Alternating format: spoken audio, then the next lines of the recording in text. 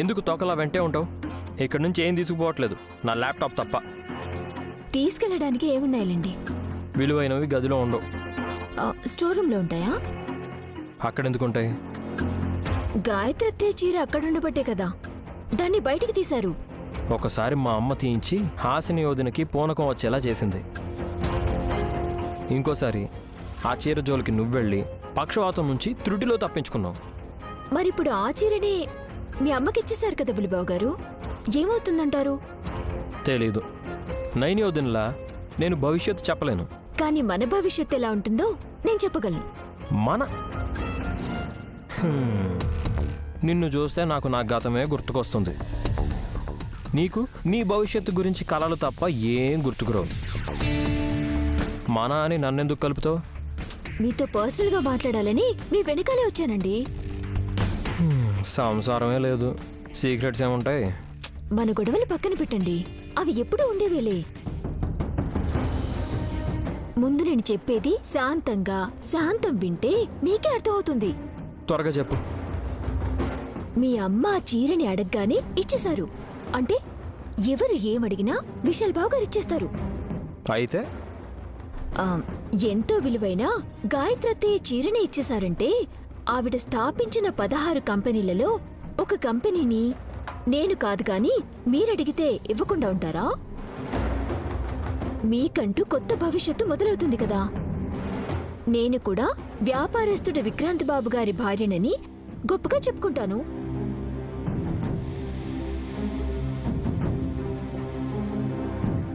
ఏం మాట్లాడరేంటండి?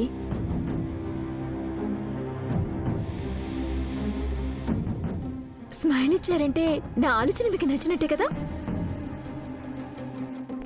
అవునండి బాబు, నా మనసు కూడా ఉప్పొంగిపోతుంది. ఏం చెప్పకుండా వెళ్ళిపోతే నేనేమని అర్థం చేసుకోవాలండి? నువ్వు అడగమనేది కప్పు కాఫీ పొడినో పంచదారనో కాదు, ఒక కంపెనీని.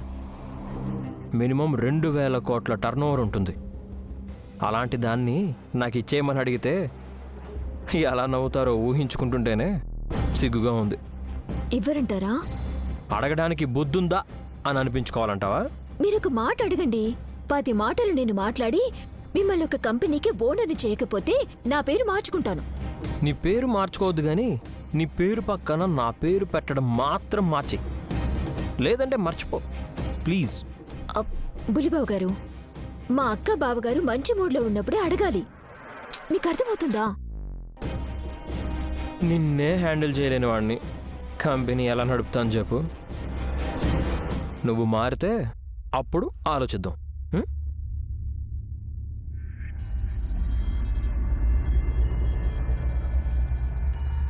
ఈయనకి బాగుపడాలంటే భయం అనుకుంటా.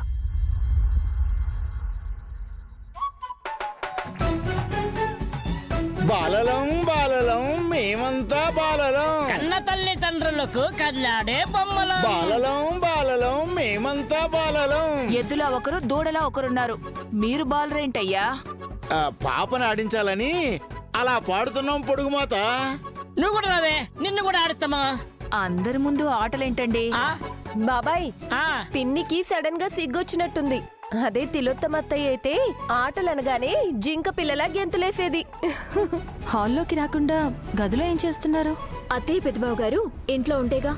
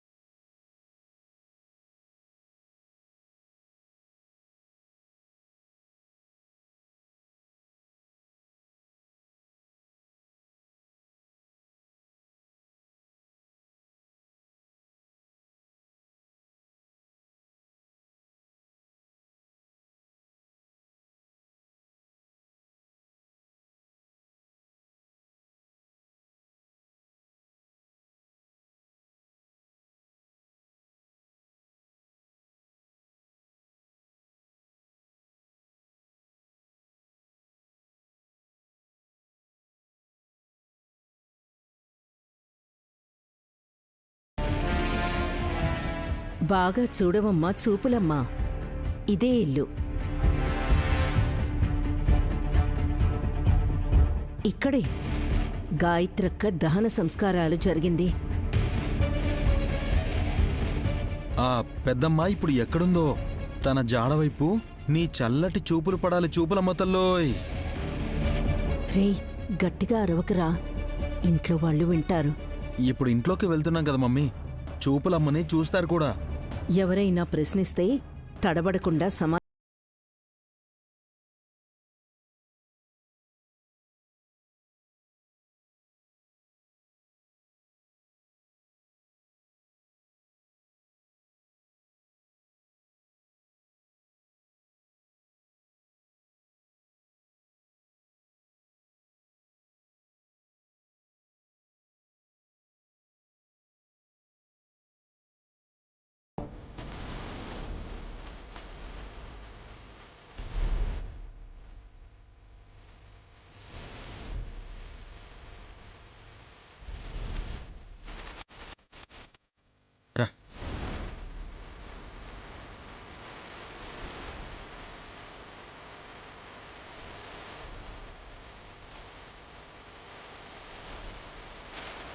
నన్ను కన్న తల్లి, పెంచిన తల్లి, చూపులమ్మ తల్లి.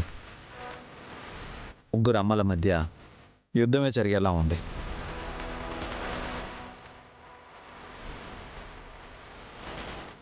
చీర తీసుకుని ఎక్కడికి వెళ్ళారు? పీకో ఫాల్ వేయించుకోవడానికి వెళ్ళారేమో. మతగాలి పోయిందంటే నీకు అది కుట్టే చీర కాదు, కట్టే చీర. పెద్దమ్మ ఎప్పుడో కట్టింది, మళ్ళీ దాన్ని తీసుకొని అమ్మ వాళ్ళు బయటికి ఎందుకు వెళ్ళారనేదే డౌటు.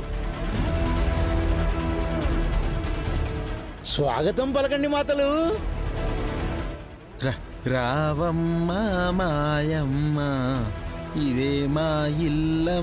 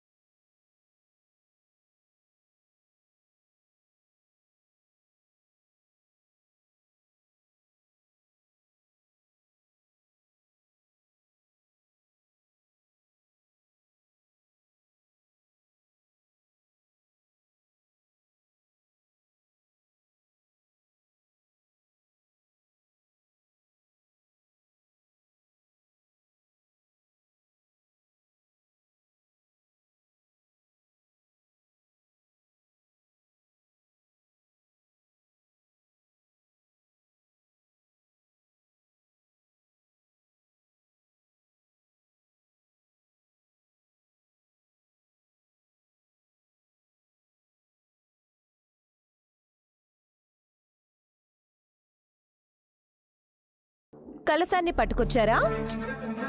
కేవలం కలసం కాదు,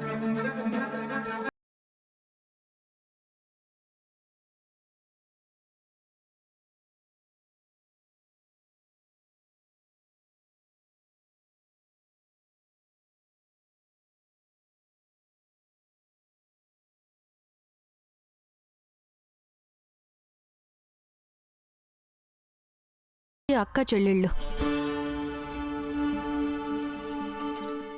వారందరికీ ఒకే ఒక్క తమ్ముడు పోతురాజు అంటారు. పోలేరమ్మ, ముత్యాలమ్మ, గంగమ్మ, గంగానమ్మ, బంగారమ్మ, గొంతానమ్మ, సత్తెమ్మ, తాళమ్మ, చింతాలమ్మ, చిత్తారమ్మ ఇలా వరుస పెట్టి అమ్మోరు పేర్లు చెప్పగలను నేను.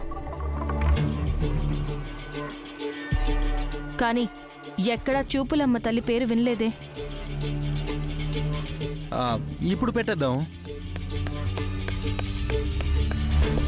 హ? అమ్మోరికి పేరు పెట్టేంత మొనగాడైపోయారా మీరు? మమ్మీ ఏమంటావు?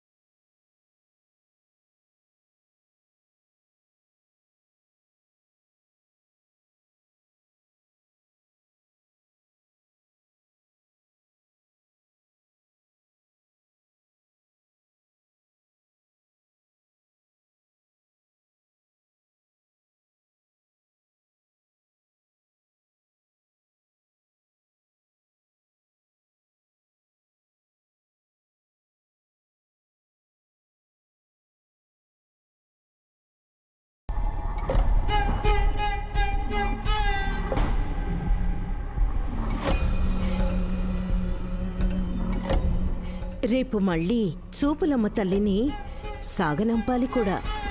అయితే ఈలోపు సాయంత్రం అసుర సంధ్యవేళ గాయత్రక్క చీరని నేను కట్టుకొనొచ్చి ఈ అమ్మోరి దగ్గర దీపారాధన చేస్తే అంతా మంచే జరుగుతుందట.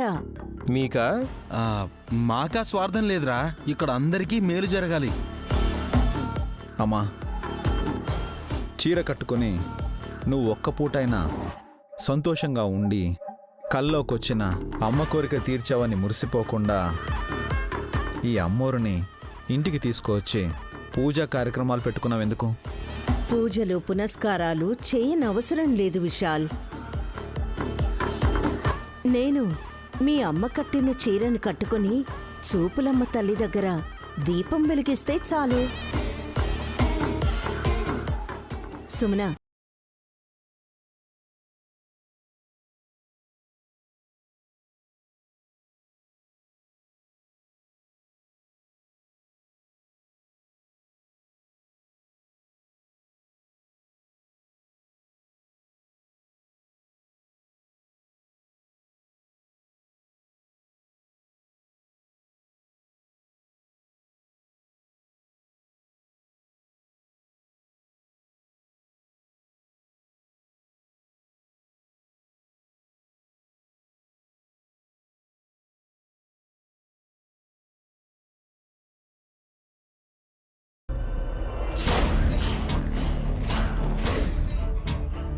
బయటికెళ్ళిన వాళ్ళకి భక్తవ్వడం ఆశ్చర్యమే.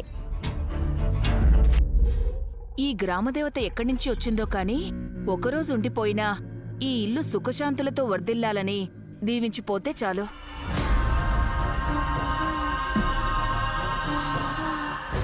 శక్తికి యుక్తికి మధ్య పరీక్ష జరుగుతుందనిపిస్తుంది.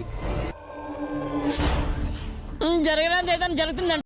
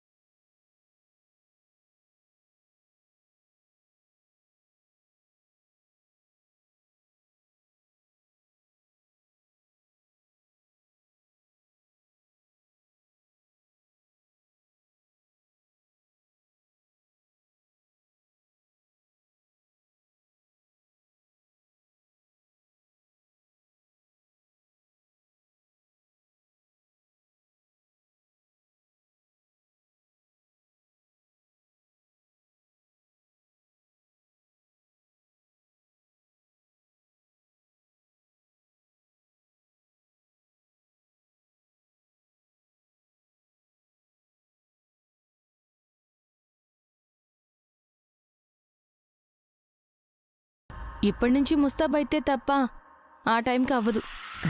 నిజమే. గాయత్రక్క చీరని చాలా పొందిగ్గా కట్టాలి కదా.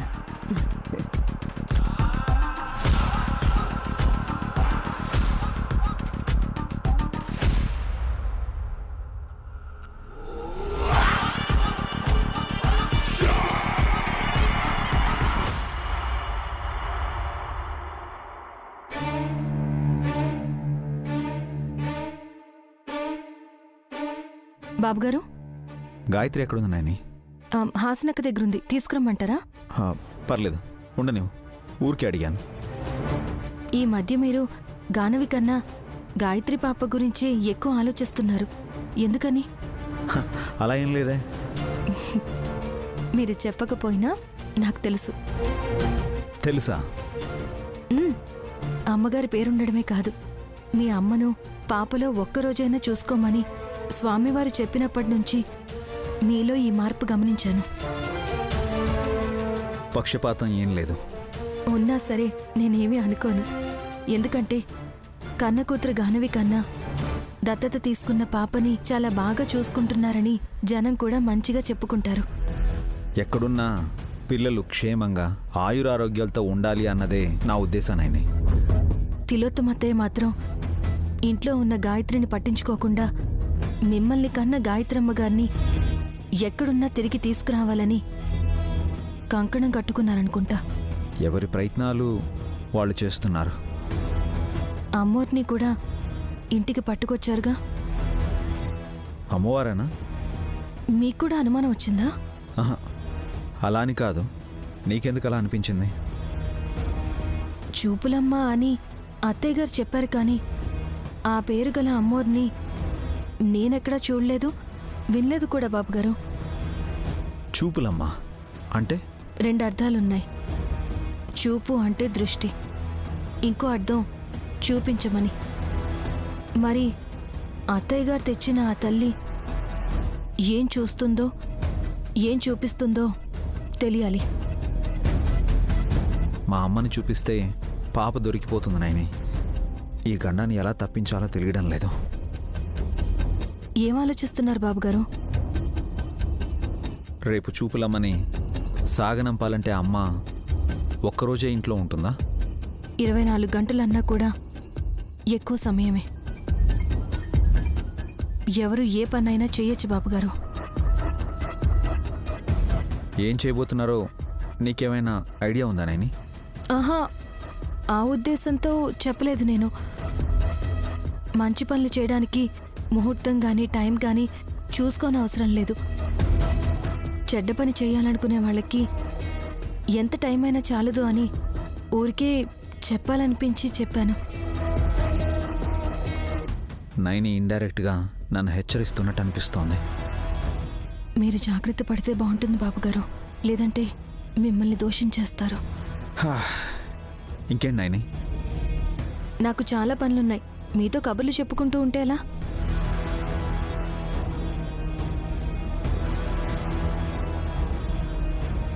ఏదో జరగబోతుంది. అలర్ట్గా ఉండాలి.